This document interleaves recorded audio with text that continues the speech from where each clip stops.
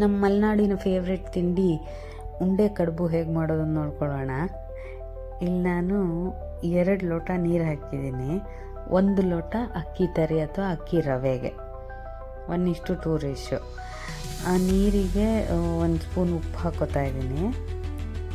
ಆಮೇಲೆ ಒಂದು ಸ್ಪೂನಷ್ಟು ಕಾಯಿ ತುರಿ, ಬೇಕಿದ್ದವರು ಕಾಯಿ ತುರಿ ಹಾಕಿದ್ರೆ ಸ್ವಲ್ಪ ಟೇಸ್ಟ್ ಚೆನ್ನಾಗಿ ಬರುತ್ತೆ. ಬೇಡ ಅನ್ನೋರು ಅವಾಯ್ಡ್ ಮಾಡ್ಬೋದು, ಇಲ್ಲ ನಾವು ಕಾಯಿ ತಿನ್ನಲ್ಲ ಅಂತ. ಅದು ಕುದ್ದ ನಂತರ ಒಂದು ಕೈಯಲ್ಲಿ ರವೆ ಹಾಕ್ಕೊತ ಇನ್ನೊಂದು ಕೈಯಲ್ಲಿ ಮಿಕ್ಸ್ ಮಾಡ್ತಾ ಬರಬೇಕು. ಯಾಕಂದರೆ ಅದು ಗಂಟಾಗಬಾರ್ದು ಅನ್ನೋ ಕಾರಣಕ್ಕೆ. ಅದು ಚೆನ್ನಾಗಿ ಮಿಕ್ಸ್ ಆದಮೇಲೆ ಅದು ಕುದೀತಾ ಅದನ್ನು ಮುಚ್ಚಿಬಿಟ್ಟು 2ರಿಂದ 3 ನಿಮಿಷ ಬೇಯಿಸ್ಕೊಳ್ಳೋಣ.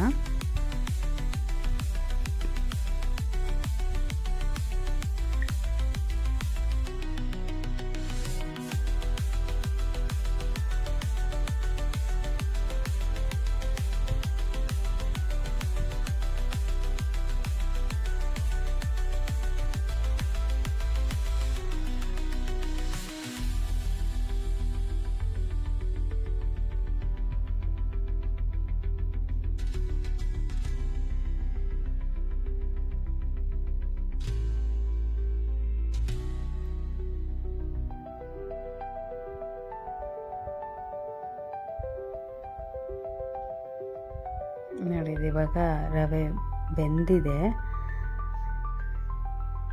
ಇದನ್ನು ಸ್ಟವ್ ಆಫ್ ಮಾಡಿಬಿಟ್ಟು ಒಂದು 5 ನಿಮಿಷ ಸೈಡಿಗೆ ಇಟ್ಕೊಳ್ಳೋಣ ತಣಿಯೋಕ್ಕೆ.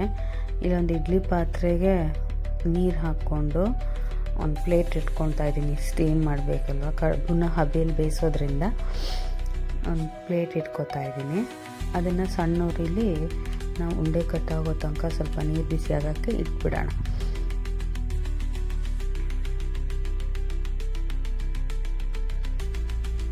ಇಲ್ಲಿ ಕಡೆ ನಮ್ಮ ಕಡುಬು ಹಿಟ್ಟು ರೆಡಿಯಾಗಿದೆ. ಸ್ವಲ್ಪ ತಣ್ಣಗೆ ಕೈ ಹಾಕ್ಕೊಂಡು ಚೆನ್ನಾಗಿ ನಾದ್ಕೊಂಡು ಗಂಟಿಲ್ದವಂಗೆ ನಿಮಗೆ ಯಾವ ಸೈಜಿಗೆ ಕಡುಬು ಬೇಕೋ ಆ ಸೈಜಿಗೆ ಉಂಡೆ ಕಟ್ಬಿಟ್ಟು ಸ್ಟೀಮಿಗೆ ಇಟ್ಟಿದ್ದೀವಲ್ಲ ರೆಡಿ, ಅದರ ಪ್ಲೇಟ್ ಮೇಲೆ ಇಡ್ತಾ ಬರೋಣ. ಆದಷ್ಟು ಎಲ್ಲ ಕಡುಬು ಒಂದೇ ಸೈಜಲ್ಲಿ ಮಾಡಿಕೊಂಡ್ರೆ ಒಂದೇ ಟೈಮಿಗೆ ಎಲ್ಲರೂ ಬೇಯುತ್ತೆ. ಇಲ್ಲ ಅಂದರೆ ಒಂದು ಸಣ್ಣ ಒಂದು ದೊಡ್ಡ ಆಯಿತು ಅಂದರೆ ಬೇಯೋದ್ರಲ್ಲಿ ಸ್ವಲ್ಪ ಹೆಚ್ಚು ಕಮ್ಮಿ ಆಗ್ಬೋದು ಅಂತ ಅಷ್ಟೇ. ಒಂದು 15ರಿಂದ 20 ನಿಮಿಷ ಮ್ಯಾಕ್ಸಿಮಮ್ ಸಾಕು. 15 ನಿಮಿಷಕ್ಕೆ ಬೇಯುತ್ತೆ. 15 ನಿಮಿಷ ಆದಮೇಲೆ ಬೇಕಾದರೆ ಒಂದು ಸ್ಪೂನು ಅಥವಾ ಕಡ್ಡಿ ಚುಚ್ಚಿಬಿಟ್ಟು ನೋಡಿ ಕ್ಲೀನಾಗಿ ಬಂತು ಅಂದರೆ ಬೆಂದಿದೆ ಅಂತ. ಈಗ ಉರಿ ದೊಡ್ಡ ಮಾಡಿಬಿಟ್ಟು ಬೇಯಕ್ಕೆ ಇಟ್ಟಿದ್ದೀನಿ 15 ನಿಮಿಷಕ್ಕೆ.